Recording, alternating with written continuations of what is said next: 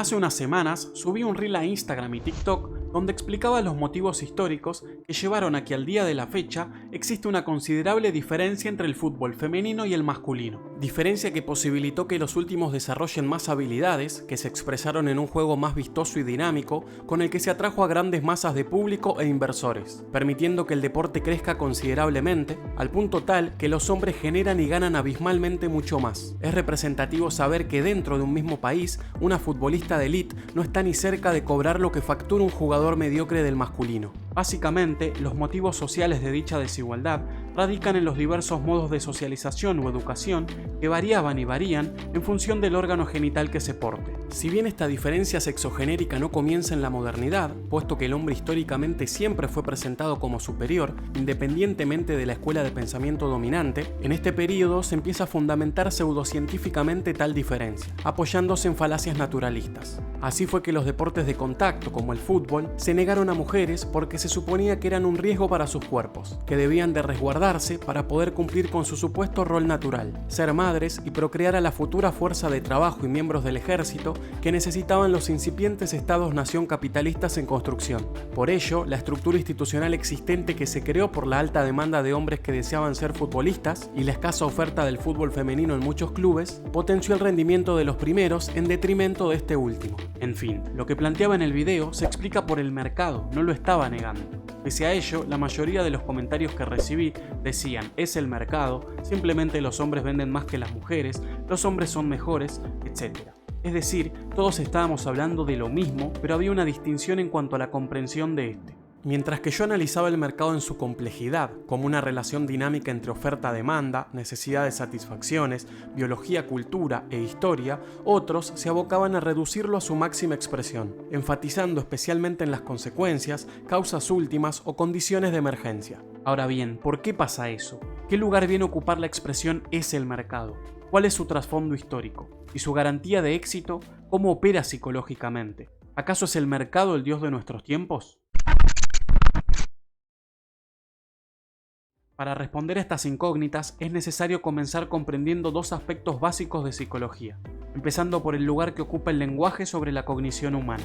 El lenguaje, herramienta distintiva y exclusiva de la especie humana, actúa como depósito de conocimiento, posibilitando que se produzcan generacionalmente cambios significativos, ya que nunca se parte de nulo conocimiento porque las nuevas generaciones trabajan sobre lo ya elaborado y descubierto por sus antecesores, siendo el crecimiento una constante. El ejemplo más ilustrativo es el de los videojuegos.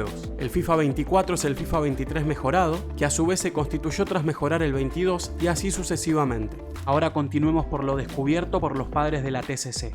Pensamientos, emociones y conductas son tres sistemas que se relacionan indisociablemente. En efecto, la modificación de alguno de ellos incide sobre el resto. Por ejemplo, de manera genérica, si uno cree ser un fracaso, se aislará y se sentirá triste. Pero eso no es todo. Los sentidos de las palabras, que en su conjunto conforman narrativas que se traducen en formas de pensar y actuar, forman parte de la batalla cultural entre clases dominantes y dominadas, que luchan dialécticamente entre sí, atribuyendo significaciones diversas, muchas veces antagónicas. Vamos ahora con otro ejemplo en esta dirección. Si desde ciertos sectores se instala la idea de que los comunistas son peligrosos, la conducta que estos adopten para con ellos será muy diferente de la que asuman quienes tienen simpatía hacia los mencionados. Resumiendo y relacionando ambas cuestiones, lo que tiene que quedar en claro es lo siguiente. La materialización de la conducta catalogada de violenta se apoya indefectiblemente en ciertos discursos que nos hacen pensar de cierto modo, y que tras haberse desarrollado gradualmente, las últimas narrativas en aparecer con sus respectivas conductas se relacionan con sus predecesoras, de las cuales nacen. En otras palabras, el pasaje de una narrativa dominante, es decir, de un paradigma a otro, jamás supera completamente al previo, ya que este forma parte de su base teórica. Recomiendo pensarlo como las mamushkas que se integran, ya que es ilustrativo. Para que quede aún más claro, volvamos al ejemplo pavo planteado anteriormente. No solo del gran FIFA 99 de PC no se pasó al actual EA Sport FC de PlayStation 5, sino que, asimismo, los códigos informáticos que crearon el FIFA 99 coexisten con los de este último, ya que sin el primero, su aparición no hubiera sido posible. Ahora vamos a analizar el fenómeno más seriamente, indagando en las diversas escuelas de pensamiento que han dominado históricamente a través de sus discursos. Si bien por los motivos explicados no es del todo preciso atribuirles un orden rígido y cronológico, lo haré por razones pedagógicas. Ellos serían mitología en la antigüedad, religión en la Edad Media, filosofía, razón o incipiente ciencia, sobre todo natural, en la modernidad, y ciencia en la posmodernidad. Pongo entre comillas a esta, ya que, dada la imposibilidad de conocer la verdad en términos absolutos, lo considerado hoy válido científicamente, el día de mañana puede ser falseado y pasar a ser percibido como pseudocientífico. Cada paradigma se compone de un amplio espectro de teorías que por pertenecer al mismo se relacionan íntimamente entre sí. Basta con ver que la mitología griega y romana son muy parecidas, ya que la última se inspira en la primera. Asimismo, las diferencias resultan de una sucesión de reflexiones y modificaciones graduales. Por ejemplo, en primera instancia, los filósofos clásicos creían que el alma prevalecía ante la muerte del cuerpo, luego que el cuerpo y el alma perecían en conjunto, etc. Llegando a un punto, se considera que el cambio, pese a ser progresivo, es más drástico. De allí que se supone que un paradigma ha sido superado, como sucede entre la mitología y la religión, donde de un conjunto de dioses se pasa a un único dios más humano que incluso para el cristianismo habitó la tierra. No obstante, pese a alcanzarse un grado de modificación más significativo, la religión transforma, pero a su vez conserva o guarda parte de lo mitológico, ya que, al fin y al cabo, lo místico continúa estando. A nivel dialéctico, esto se debe a que cuando dos modelos teóricos entran en tensión o disputa, hay uno que se ve más acorralado que el otro.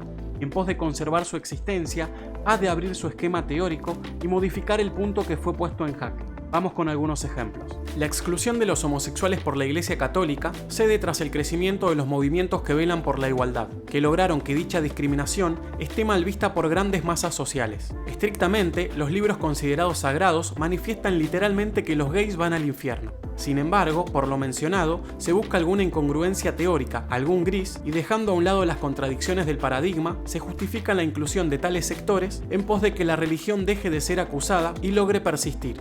Algo similar sucedió con el pasaje del psicoanálisis freudiano al lacaniano, donde la interpretación literal que los posfreudianos hacían del complejo de Edipo era inútil clínicamente, siendo luego Lacan quien agarra dicha noción y la transforma en una metáfora fundacional de las estructuras psíquicas sumamente útil. La creación de la TCC también es un caso ilustrativo. Aaron Beck era un psicoanalista que se topa con las grandes limitaciones que tenía el método para trabajar con pacientes depresivos. Por eso funda su teoría con un claro dejo psicoanalítico. La lógica explicada del lenguaje, sumado a esta tensión dialéctica e histórica, posibilita que paradójicamente todo esté en constante cambio, intercambio y conservación. En estos movimientos, los paradigmas continúan existiendo, pero al mismo tiempo comienzan a mutar, o, dependiendo cómo se lo vea, a desaparecer.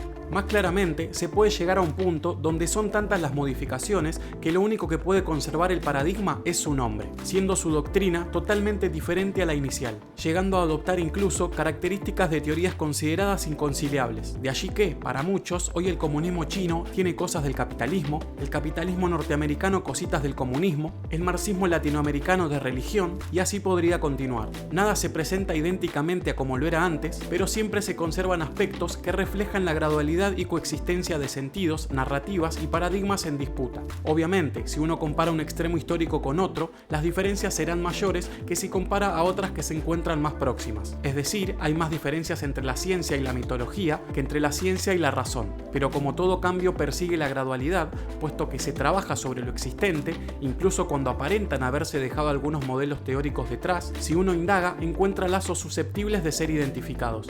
Ahora sí, vayamos un paso más allá e interioricémonos en el modo con el que las clases dominantes de cada momento histórico sometían a sus subordinados. El dominio de un paradigma implica el dominio de la clase que lo sostiene, o en otras palabras, la teoría dominante sirve a los fines de la clase dominante. Esto se explica porque los integrantes de esta última poseen instituciones de vasto alcance con las que pueden socializar a los individuos, difundiendo e instaurando las narrativas que les son funcionales. Entre ellas se encuentra la utilización de referentes que encubren un entramado complejo con el que se justifican y legitiman los antagonismos y las relaciones de dominación. En la antigüedad, la cercanía a los dioses por parte de unos pocos filósofos privilegiados servía para justificar la posesión de esclavos. Dios en la Edad Media se utilizaba para justificar el poder de la Iglesia y hacer lo propio. La naturaleza en la modernidad, con la que se acusaba de locos a todos aquellos que se alejaban de los roles pretendidos por el sistema, sirvió para que los burgueses se instalen. Y por último, el mercado en la posmodernidad, bajo un capitalismo renovado, para justificar el poder de los mencionados. Asimismo, cada uno creó un enemigo específico, respectivamente, los esclavos, el diablo y sus poseídos, los anormales y rebeldes proletarios, y actualmente los progres, vagos y políticos atravesados por el marxismo cultural. Como dije, dado que jamás hay una superación absoluta de aquello con lo que se trabaja, sino una coexistencia más o menos clara, observamos, análisis mediante, la ligazón o relación de continuidad entre estos referentes discursivos. De la antigüedad a la Edad Media se pasó de un conjunto de dioses a tan solo uno. De este último se dio lugar a la naturaleza en la modernidad como expresión pseudocientífica con la que se presentaban los roles de las personas como manifestaciones perfectas, cuasi divinas, determinadas biológicamente. Y finalmente se llega al mercado en el capitalismo posmoderno, también entendido de manera sumamente abstracta, como si fuese la expresión que encaja la perfección justamente con una supuesta naturaleza individual que lleva a los humanos a competir, provocando el óptimo equilibrio entre oferta, demanda, necesidades y satisfacciones. No es casualidad que Marx trazase ya en su época una analogía entre los economistas burgueses y los religiosos.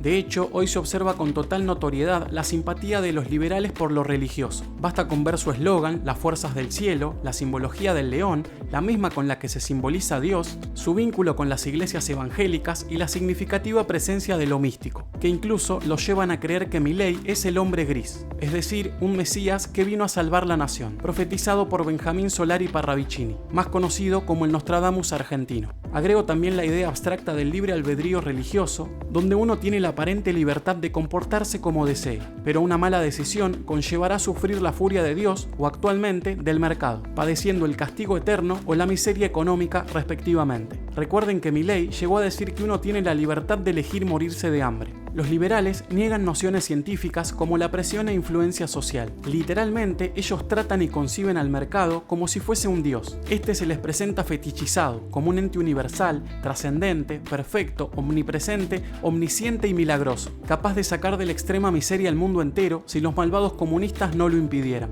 Por supuesto que esto no es así. La evidencia denota que la falla más grande del mercado es su tendencia a construir oligopolios y o monopolios, con los que se profundiza la desigualdad. Esa es la crítica más conocida, pero vamos a encarar la problemática por otro lado, teniendo en cuenta los aspectos psicosociales. El mercado es definido como aquel conjunto de personas que comparten necesidades, deseos y expectativas que quieren satisfacer y que cuentan con la capacidad adquisitiva o el capital económico para demandar o comprar el producto o servicio que aparentemente lo hará. Al fin y al cabo, es esto lo que pasa con el ejemplo del inicio. Las mujeres futbolistas no satisfacen las necesidades, deseos y expectativas de las grandes mayorías. Pero decir simplemente ello es como decir que la luz se prende por presionar una tecla. Esto no es falso, pero es muy incompleto. Estas pseudoexplicaciones quedan a mitad de camino y están plagadas de errores conceptuales con los que se simplifican fenómenos complejos, denotando, por un lado, una gran ignorancia y, por el otro, la imposibilidad de ir en contra de su ideología afín al capitalismo que roza la fe religiosa. Para responder científicamente por qué algunos negocios funcionan y otros no, es necesario volver hacia el ambiente, fuente primera y no última de toda conducta, incluyendo a aquellas que su conjunto y relación forman lo que llamamos mercado. Como expliqué al inicio, el fútbol masculino no nació siendo un negocio, se transformó en él porque resultó ser más atractivo, dado que, por motivos históricos y culturales, se les permitió desarrollar una habilidad que a las mujeres se les negó. ¿Acaso una niña que tuvo que comenzar a jugar al fútbol a sus 14 años porque no había clubes a disposición y que cuando lo hizo fue bajo pésimas condiciones, en canchas deplorables, bajo el mando de profesionales poco capacitados, rezagados del masculino y con una competencia poco exigente, desarrollará las mismas habilidades que un niño que pudo practicar desde sus 5 años con todos los recursos a su disposición? Por supuesto que las variables biológicas también inciden, especialmente en el desarrollo de la fuerza, pero ¿acaso esta no se puede neutralizar si el resto de las variables incidentes se atienden de igual manera? Es decir, ¿solo la potencia-velocidad hace un juego más atractivo? Asimismo, cabría preguntarse de dónde nacen los deseos, las necesidades y expectativas que se quieren satisfacer, y a su vez, de dónde el dinero para conseguir. Vamos con lo primero. Al no haber conocimiento cultural o lenguaje previo a la experiencia, la interiorización de los sentidos epocales que éste tenga determinarán la conducta orientándolas a ciertos deseos, fantasías y necesidades. Estos no son naturales, no existen per se. Y, como la psicología demostró que hay una tendencia a pensar como lo hacen las mayorías, la dirección de ellos está sobredeterminada por las narrativas que más circulan, que son justamente las que difunden a conveniencia y masivamente los capitalistas, que son dueños de las industrias comunicacionales. Pero esto no es todo, porque una vez establecidos, al igual que sucede con los sistemas de creencias o ideologías, consciente o inconscientemente tenderán a persistir. Esto es posible porque hoy vivimos en un sistema capitalista posmoderno que logró imponerse mundialmente tras conseguir el monopolio de la comunicación. El control ya no se basa exclusivamente en la violencia física. Actualmente esta es simbólica y cultural, y se ejerce efectivamente a través de los medios de producción de discursos con los que se construyen esquemas mentales y realidades que se encarguen de no cuestionar el status quo. Los fines perseguidos por el sistema, más allá de la mutación, siguen siendo los mismos: acrecentar las ganancias. Esto se consigue a través de la explotación de los trabajadores y de la venta en el mercado de productos y servicios. Por eso se considera que actualmente el marketing y la publicidad son los instrumentos predilectos del capitalismo para ejercer el control social. Con ello se romantiza la explotación, apoyándose en la lógica meritocrática, para que las personas que se sacrifican inhumanamente toleren la vulneración de sus derechos, y se asocia el éxito o felicidad al consumo en pos de que éste se potencie. Con estas dinámicas se instala masivamente la idea de que ser es sinónimo de poseer, y consecuentemente el carácter social de todo deseo se expresa, llevando a que se deseen consumir las mercancías que los demás desean, porque teniendo aquello que los otros quieren, uno mismo se vuelve también deseable. Efectivamente, todo deseo es deseo de reconocimiento, y para ser reconocidos se necesita de la presencia de otros que se sientan atraídos por uno, o sea, ser aquello que la sociedad espera de los demás. En resumen, los deseos, junto con las necesidades y las expectativas, son históricos, relativos, construidos y maleables. Ahora sí estamos en condiciones de responder lo siguiente: ¿cómo se consigue el éxito que propone el capitalismo? Es decir, el dinero que posibilitaría acceder al consumo o reconocimiento social. Justamente haciendo lo que el sistema necesita o valora, o sea, siendo funcional a su perpetuación. Pensémoslo de este modo: si el sistema genera sentidos masivamente y si la realidad se percibe sesgadamente, impidiendo la autocrítica y afianzando la ideología propia, al constituirse un sistema social como una gran organización basada en roles y jerarquías, cuyos cargos con los que se obtienen beneficios tenderán a conservarse, al ser la dirección privilegiada y promovida por el sistema la mencionada, todo aquello que la acompañe tendrá mayores niveles de recepción y aceptación. Más claramente, si las lógicas del mercado socializan, la reproducción de lo que sea funcional a la perpetuación de las condiciones materiales existentes aumenta la probabilidad de éxito, entendido económicamente, mientras que con la crítica de estas sucede todo lo contrario. Es así porque al haber un dominio de los capitalistas, estos invertirán donde ven que puede haber un rédito económico y, por lógica, este suele encontrarse casi con plenas garantías en quien reproduce lo dado. Se trata de una constante retroalimentación. Quienes mandan no serían tan tontos de financiar aquello que pone en riesgo su propio poder y negocio. De allí que hoy un cantante de música urbana tiene más posibilidades de enriquecerse que un cantante lírico, ya que el primero reproduce en sus letras y videos las lógicas funcionales al sistema, con las que se promueve el consumo. Ellos operan como lo hacen convencionalmente las publicidades, incluso en ocasiones hasta mencionan o exponen explícitamente diversas marcas. De igual modo, cada vez se observa más que personas que ocupan espacios en los medios de comunicación, tradicionales o no, ya sea como conductores o panelistas, carecen de estudios y tan solo son influencers que por tener muchos seguidores se les permite estar, puesto que su masividad posibilita que atraigan a un gran público latente de acceder a las publicidades que potencian el consumo. Análogamente, los psicólogos que se dedican al ámbito empresarial tienden a ganar más que los éticos psicólogos clínicos porque están poniéndose a disposición de la tasa de ganancia empresarial mediante la selección de personal más productivo o explotable. En cambio, estos otros comprenden y cuestionan la responsabilidad que tiene la cultura capitalista en las dolencias psíquicas. De modo similar, también vale el ejemplo de los creadores de contenido. Quien reproduce las banalidades del sistema cuenta con más posibilidades de enriquecerse,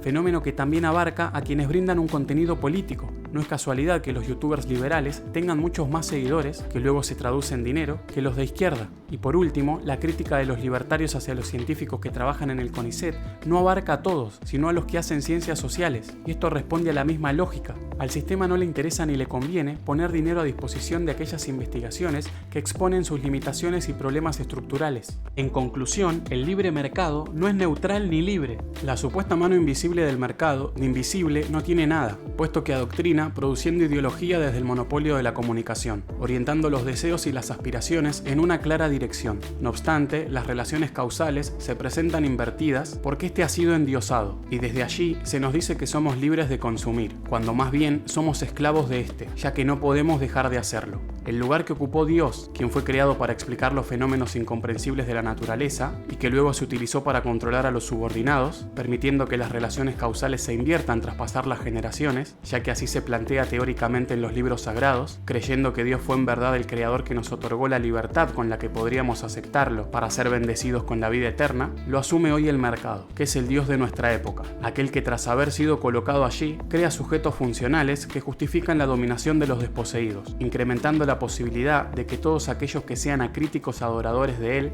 tengan mayores chances de ser beneficiados económicamente. La transformación de los mercados, es decir, de la dinámica interacción entre intereses, deseos, necesidades y satisfacciones, se moldea históricamente mediante las arduas luchas dialécticas, como todo. Basta con ver cómo actualmente se abren nuevos mercados asociados a las minorías que llevan décadas de lucha en pos de ser reconocidas. El crecimiento incipiente pero significativo del fútbol femenino da cuenta de ello. Empero, esto abre otro interrogante: la capacidad del capitalismo para mercantilizarlo todo, fenómeno que se conoce como pinkwashing, con el que se neutraliza la instauración de sistemas sociales diferentes, impidiendo la subversión de las relaciones de dominación y la emancipación de las clases y minorías explotadas. Pero ese será otro tema. El fútbol femenino hoy no es un negocio redituable como el masculino, y en parte eso sucede porque circulan discursos que obstaculizan su crecimiento. Quienes se excusan en el Dios mercado plantean, sin sentido alguno, que el fútbol femenino necesita para ello, previamente, ser mejor o más atractivo, pero no están dispuestos a hacer nada para que eso suceda, como si las pibas, por arte de magia, pudieran mejorar de la noche a la mañana. Para que un negocio emerja, se necesita de apoyo sostenido en el tiempo, y de condiciones sociales que garanticen y promuevan la inversión pública y privada, como sucedió, al fin y al cabo, con el desarrollo de muchos mercados que hoy son sumamente redituables. El mercado nos llevó a que se naturalicen los salarios de miseria de los médicos y docentes, y las fortunas de los capitalistas, asalariados de élite, cantantes vulgares e influencers. No cuestionarlo solo nos llevará a profundizar las injustas condiciones en las que vivimos. Necesitamos habitar un mundo donde los enfermos no tengan que rogarle a las prepagas para que cubran sus tratamientos, donde los laburantes no se vean obligados a trabajar por salarios de miseria, donde los jubilados puedan vivir dignamente y donde la acumulación insensata de la riqueza sea percibida negativamente. Algunos dicen que sin capitalismo no habría motivación alguna para desear invertir. Se refleja allí la imposibilidad de pensar el deseo y el reconocimiento por fuera de la rentabilidad económica, denotando lo instalada que está la lógica consumista. Efectivamente, en una sociedad capitalista estos se determinan principalmente por la capacidad adquisitiva, pero podría darse por cualquier otra cosa. Basta con ver que en comunidades donde no existe el dinero, como una tribu, los integrantes desean de todos modos. Incluso hasta las personas egoístas tienen conductas altruistas. Construir una sociedad en donde no se evalúa a las personas según su estatus económico, ni sea la obtención de un dineral la única motivación, es posible. Está demostrado que luchar por el bien de la humanidad puede ser motivo suficiente para comprometerse fehacientemente y modificar el curso de la historia. Urge organizar a la comunidad para que la enorme riqueza generada por los trabajadores sea puesta a disposición de todos, y no de la minoría que se la apropia para utilizar la conveniencia en búsqueda de concentrarla aún más.